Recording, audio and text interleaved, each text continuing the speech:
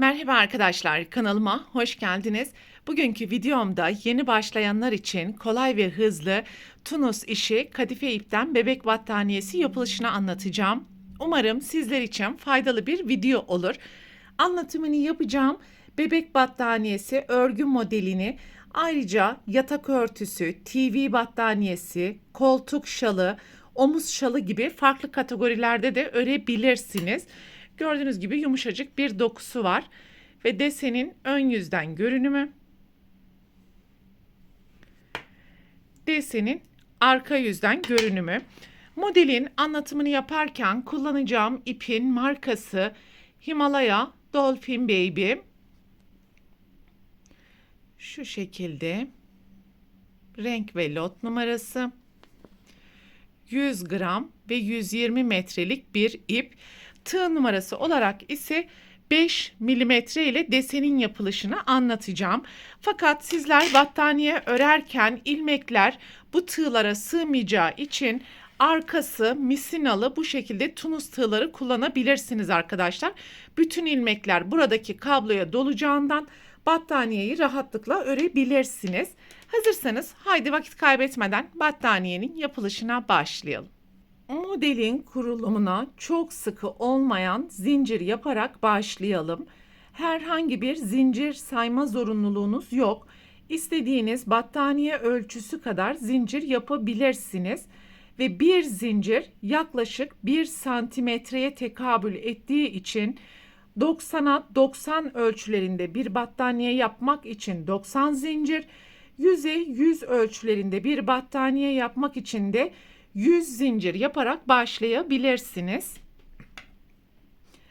Ve istediğiniz battaniye ölçüsü kadar zinciri yaptıktan sonra sıranın sonuna kadar yapmış olduğumuz bütün zincirlerin içerisinden ilmek çıkartarak devam edeceğiz.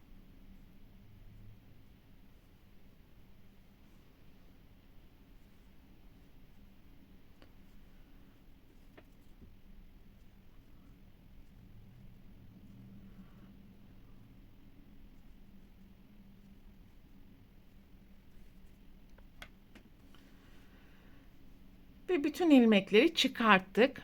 Sıranın başındaki ilk ilmeği tek, daha sonraki ilmekleri ikişer ikişer alarak sıranın başına kadar devam edelim.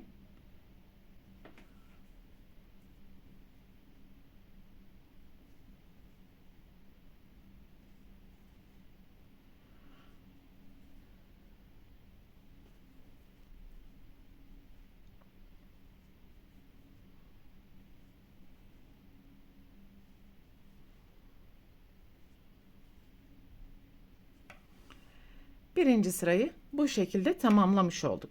Şimdi ikinci sıraya geçerken bakın burada çizgi şeklinde ilmekler kendisini gösteriyor.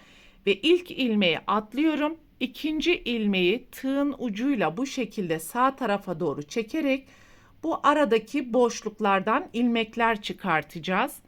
Bakın ikinci ilmeğe geçtiğimiz zaman yine bu aradaki boşluklardan ilmek çıkartarak sıra sonuna kadar devam edeceğiz.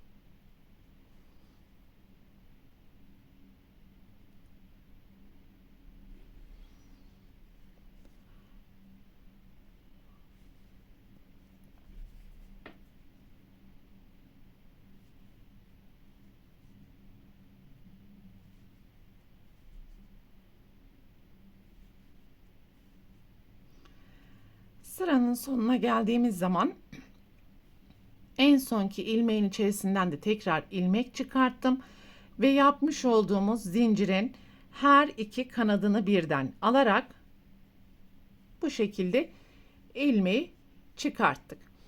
Şimdi önce bir, sonra ikişer ikişer kapatarak sıranın başına kadar devam edeceğiz.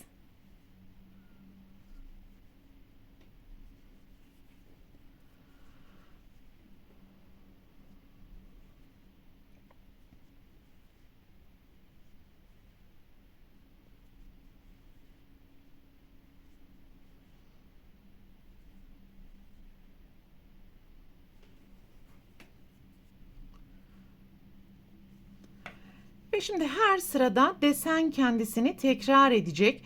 Birinci ilmeğe atlıyoruz. İkinci ilmekten başlayarak sıra sonuna kadar alt sıradaki işlemleri tekrar edeceğiz.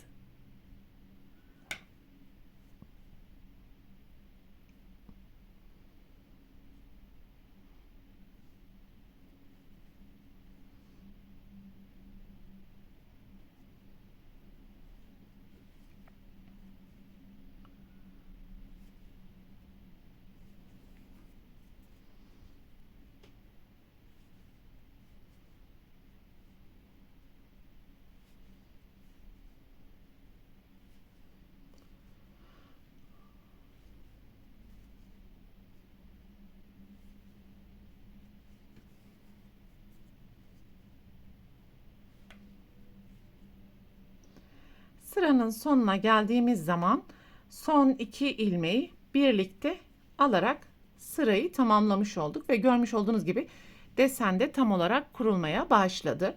Şimdi önce bir, sonra ikişer ikişer ilmekleri kapatarak sıranın başına kadar devam edeceğiz.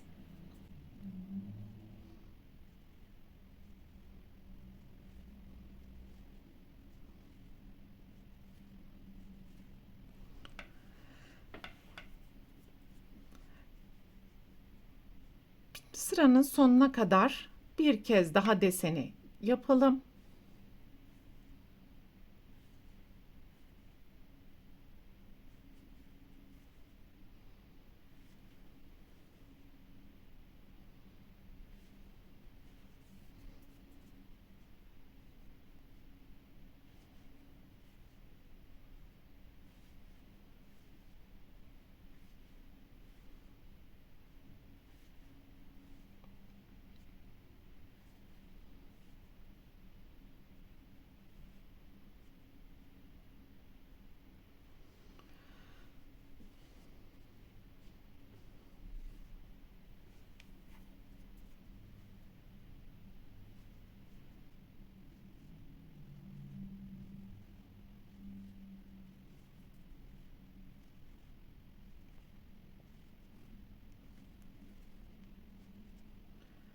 Ve battaniye istediğiniz ölçüye gelene kadar bu şekilde deseni yükselterek kaldırmaya devam edebilirsiniz. İstediğiniz ölçüye ulaştıktan sonra tığı boşaltarak bir adet zincir yaptıktan sonra ipi burada kesebilirsiniz arkadaşlar. Bu videoda anlatacaklarım bunlardan ibaretti. Umarım sizler için faydalı bir video olmuştur. Sonraki eğitim videosunda görüşene dek lütfen kanalıma abone olarak videomu beğenmeyi unutmayın. Hoşça kalın.